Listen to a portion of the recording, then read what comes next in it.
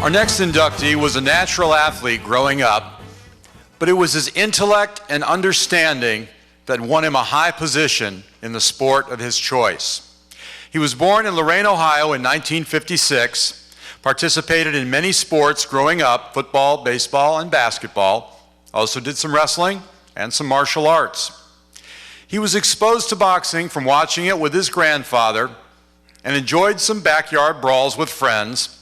But it was in 1976, after reading Flash Gordon's Tonight's Boxing program and weekly newsletter from New York, that he began to look at boxing not just as a sport, but as a business.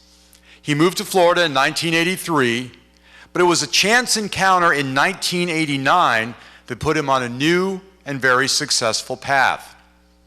At a club in Sarasota, he met heavyweight boxer Dave Jaco, who invited him to come to the gym where he trained.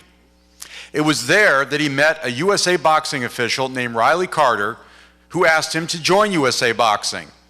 Well, at the time he was working long hours, which prevented him from joining, but his work situation changed in 1996, which finally gave him the time.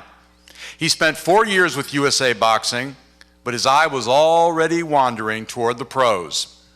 In 1998, with a little help from Florida Boxing Hall of Fame referee Brian Gary, he got his foot in the door with the Florida State Boxing Commission. In 1999, he became a licensed boxing judge and was off and running. Since then, he's judged for every major boxing organization in the world and is a member of the World Boxing Council, North American Boxing Federation, and the International Boxing Organization. He is a much sought-after judge. Not just here in Florida, his reputation of excellence has brought him nationally to judge in New York and Las Vegas. Internationally, he's judged in Mexico City and Johannesburg, South Africa. He's judged more than 125 regional and international title fights. In all, he's judged more than 1,000 professional bouts, 1,600 if you throw in kickboxing and MMA. He's well respected for his talent, but he's also very well liked too. I've had the pleasure of working with him at countless shows in the past decade, and he's one of those people that makes you feel confident in his abilities, but also makes you feel better about your work. He's always quick to compliment his colleagues and gives good feelings to all those who get to know him. Ladies and gentlemen, please join me in welcoming to the Florida Boxing Hall of Fame class of 2015, boxing judge Mike Ross.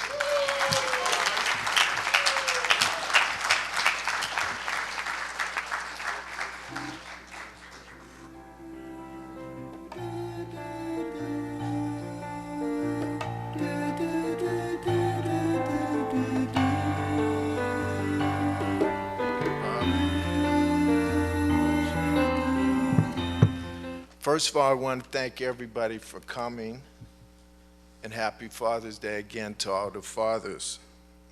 I want to thank Butch and Kathy and everybody that helped make the dream of the Florida Boxing Hall of Fame come to fruition. And I want to thank everybody for the nice weekend that I've had. You know, my wife and I have been treated very well. And thank you for the kind words there, Bob. Above all, though, it's about the boxers. The boxers are the ones that lay it on the line in the ring. It takes courage and heart to get in the ring, and it takes years of hard work to be a good boxer. So I take my hat off to the boxers, first of all. I want to thank two men that were instrumental in me being here, and they're no longer here. One is Riley Carter. Riley was a USA boxing official in the Florida Association. He was also a boxing promoter, and he was a very successful nightclub owner. He always told me I would make a good boxing official. I didn't know my calling was going to be as a boxing judge, but that's what it was. And I share this honor with you, Riley. Thank you, and I hope I made you proud. I also want to thank another man that died this year, unexpectedly, Joe Dwyer. He was a great amateur fighter. He was also a boxing judge when I met him in 1998. And he took a liking to me, and we became friends. And he went on to be the president of the North American Boxing Federation and the vice president of the WBC. And he did things for me without me asking him, and he opened up doors for me that I couldn't open up myself. So I want to thank you, Joe, and you're very missed in the boxing community. I want to thank him personally. Phyllis is here, but Brian's off on a ship somewhere, and I want to thank him for helping me get in the Florida Boxing Commission. So tell Brian I said that, Phyllis. And if he sees this, thank you, Brian. I want to thank the Florida Boxing Commission, the commissioners, and especially the executive and assistant directors. They were the ones that believed in me and gave me the opportunity to work. I want to thank the doctors, the district coordinators, the ring officials, and the unsung heroes of the boxing community, the inspectors. I want to thank them for their professionalism and for their support and advice. I want to thank my wife, Carla, for all the good years, and you're a good woman, baby.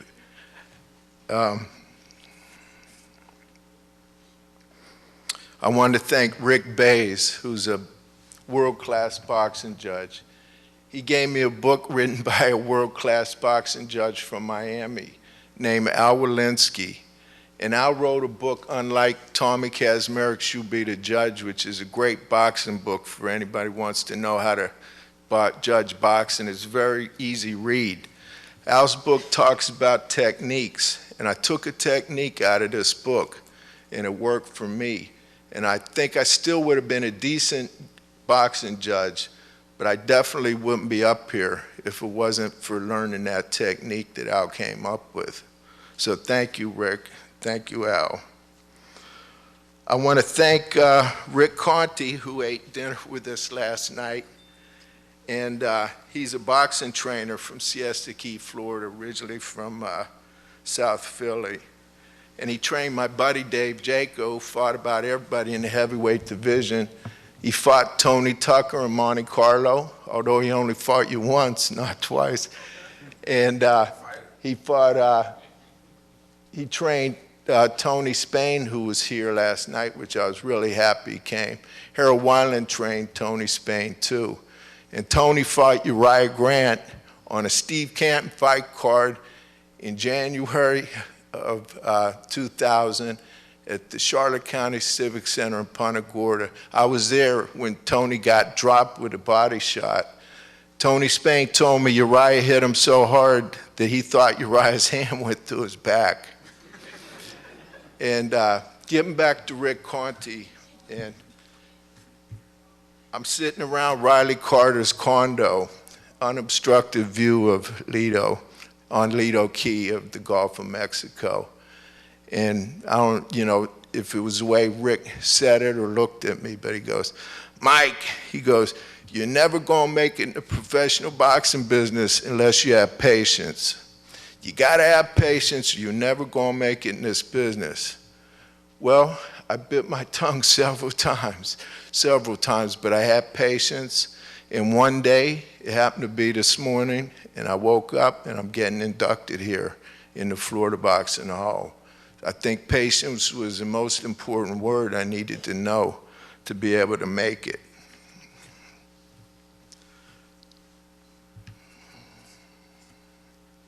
I want to thank Rick Bays, Dawn Bowers, Alex Levin, and Michael Pernick, all world-class boxing judges, for their ads of support today in the paper, and for all their advice throughout the years. Thank you, guys. And I guess I want to really say that I'm honored that my friends came today. And thank you very much. And it's a real honor, and I'm humbled to be up here. And I'd say thank you again. And as long as I feel I'm judging good, I'll keep doing it. And as soon as I feel I can't anymore or I'm slipping, I won't do it anymore. So thank you very much.